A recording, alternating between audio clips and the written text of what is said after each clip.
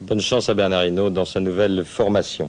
En cyclisme toujours, si la saison touche à sa fin, ne s'en déroulait pas moins cet après-midi à Cannes une épreuve importante, le Grand Prix des Nations, sur un parcours long de 89 km à parcourir contre la montre et dont nous allons découvrir immédiatement les images.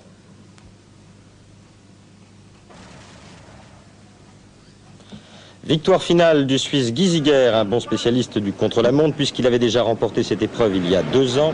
2 heures, 3 minutes et 43 secondes pour le vainqueur Guy Ziegler, ayant mieux terminé que ses adversaires les 25 derniers kilomètres de course. Son dauphin n'est autre que l'Américain de l'équipe Renault Gitane, récent champion du monde sur route professionnelle, Greg LeMond, un coureur que le public français découvre petit à petit et qui, sans véritable préparation, termine à 1 minute 47 secondes du Suisse Guy Ziegler.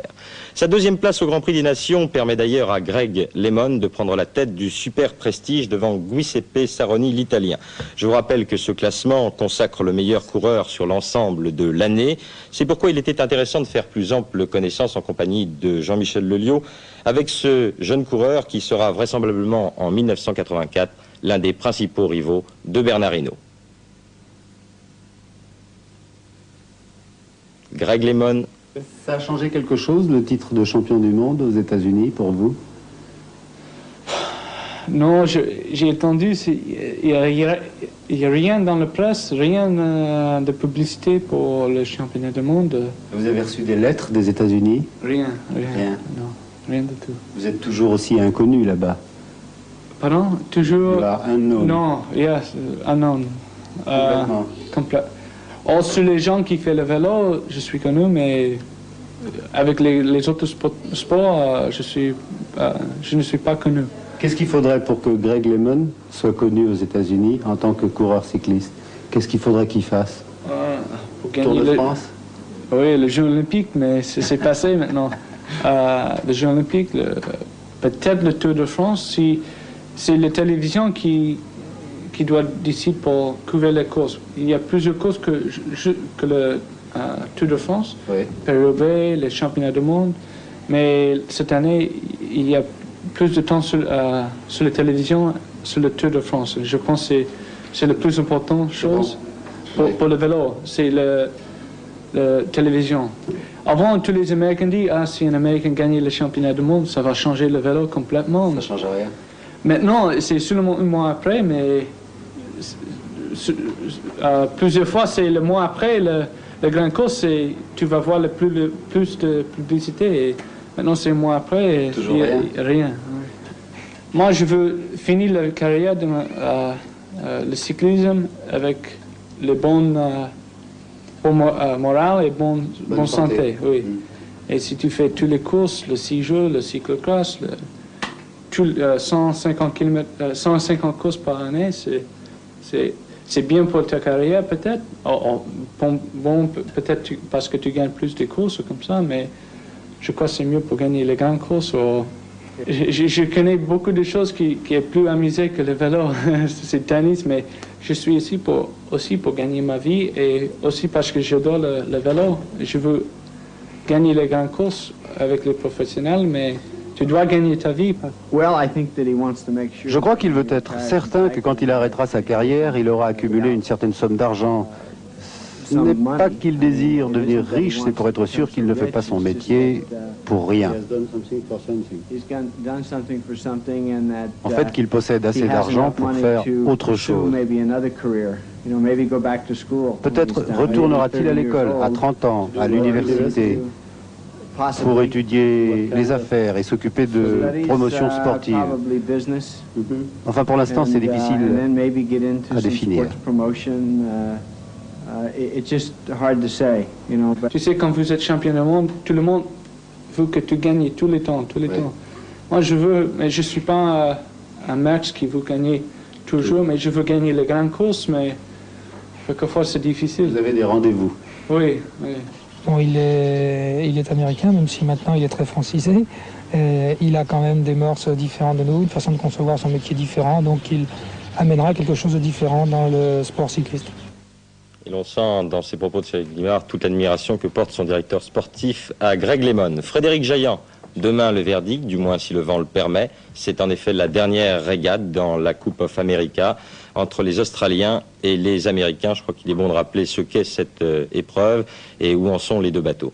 Eh bien, l'America Cup, c'est l'une des plus prestigieuses épreuves de voile. Elle se court cette année au large de Newport. Elle existe depuis 132 ans et ça fait 132 ans que les Américains la remportent. Ça fait 132 ans qu'elle appartient, cette Coupe de l'America, au New York Yacht Club. C'est-à-dire que bon, les Américains ont toujours remporté. Cette année, ils étaient favoris. Finalement, en ce moment, vous me demandiez où on en était. Eh bien, on en est à 3 victoires partout. Les Australiens ont gagné 3 fois, les Américains aussi. C'est une surprise. C'est la première fois que 3 défaites sont concédées par les Américains. Alors demain se court la dernière régate, elle sera décisive puisque tout cela se joue en 7 régates. Les Américains avaient un bateau particulièrement performant, mais surtout on a remarqué celui des Australiens. Le voici, qui a pourtant connu des problèmes techniques. Et puis Liberty, c'était le premier jour de l'épreuve, ceci, Liberty remporte la première régate. Encore des problèmes techniques pour Australia 2 le lendemain, avec cette fois des problèmes de grand voile. De plus, il se produit un incident. Ici même, on va frôler la collision. John Bertrand, le barreur du voilier australien, estime que Liberty a viré trop près de lui. Il posera même une réclamation, mais elle sera rejetée. Et Liberty, qui remporte la régate, marque son 2e point. Pour la régate suivante, il n'y a pratiquement pas un souffle de vent. Ce sont des conditions de course idéales pour les challengers qui marquent enfin un point. Il était temps. Et l'espoir renaît dans le camp australien. Départ de la 4e régate, elle s'est courue mardi dernier. Ce jour-là, Dennis Conner était en état de grâce, des manœuvres de très grande classe. Et à l'arrivée, Liberty mène par 3 victoires à 1, à 1 point de la victoire. Le lendemain, le vent s'est levé au large de Newport et pourtant Australia 2 réussit à l'emporter. C'est la 3e fois dans l'histoire de la compétition que les Américains perdent 2 régates. La 3e, ils l'ont perdue jeudi dernier. Australia 2 va l'emporter avec 3 minutes et 25 secondes d'avance. Du jamais vu. 3 victoires partout donc. Et on comprend l'enthousiasme des supporters australiens. Voilà qui promet en tout cas, Hervé, bien du spectacle pour demain, pour la dernière manche. Oui, ce serait un nouveau Pearl Harbor si les Américains venaient à perdre cette Coupe de l'Amérique. 3 victoires partout, vous le disiez, Frédéric. Reste maintenant à connaître les dernières anecdotes et à en savoir plus sur l'ambiance qui règne là-bas. Depuis Newport, notre envoyée spéciale, Marine Jacquemin. Demain, quel que soit le bateau gagnant, Australia 2 hissera son drapeau rouge en signe de protestation et afin, dit Alan Bond, le patron du syndicat australien, que le règlement de la course soit revu et corrigé. Et il ajoute, nous sommes venus ici pour courir contre un bateau et non 3.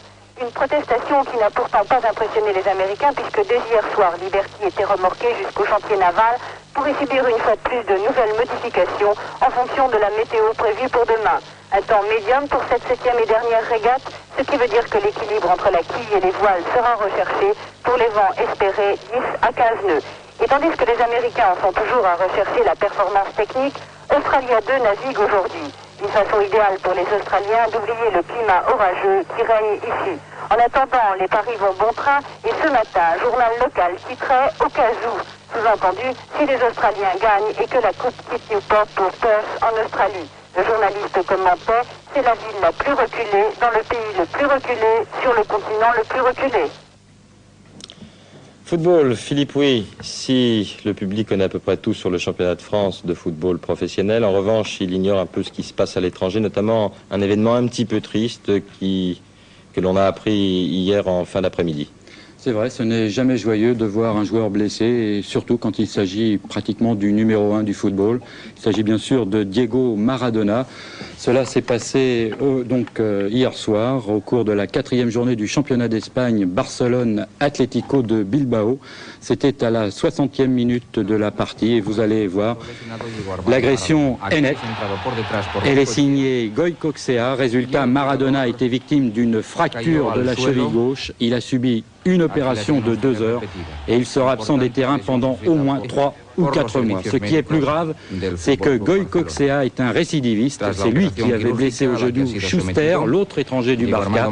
Schuster a mis 1 an à s'en remettre. Espérons que pour Maradona, cela sera moins long. Alors comme Goycochea a de bonnes chances, si l'on peut dire, de se retrouver sur le chemin des Français le 5 octobre, lors du prochain France-Espagne, un conseil aux Français qu'ils ne laissent pas trop traîner les jambes. Ce qui est réjouissant, c'est que finalement,